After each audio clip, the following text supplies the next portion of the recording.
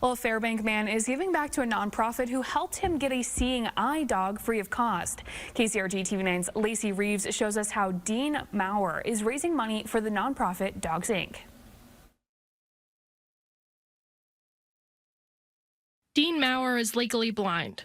Okay, Max, forward. Find the curve. Find the curve, Max. He says being matched with seeing eye dog Max nearly 2 years ago changed his life. The freedom I have. I trust everything in Max, and the freedom I have is just amazing. You know, now I'm ready to get out and do things. I can't wait to go.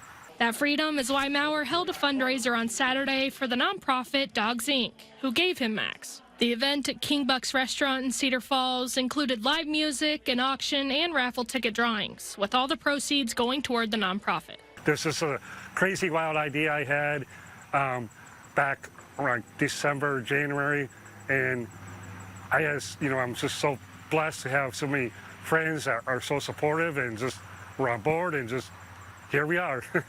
They raised over $3,000 for Dogs Inc. Organizers at the nonprofit say this money will help them breed and train more service dogs to help people like Maurer. Our dogs are worth over $60,000. That's how much training is put into them.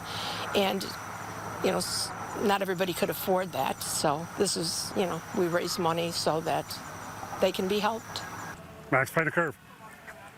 Good boy, curve. Maurer says he hopes people will continue to support Dogs Inc. even after Saturday's fundraiser. I know there's so many nonprofit organizations, so many places to donate to, but for people to just remember how Max and how Dogs Inc. has truly not just touched my life, but so many others. Providing the money needed to train dogs like Max to help others. Find Dorian, Max.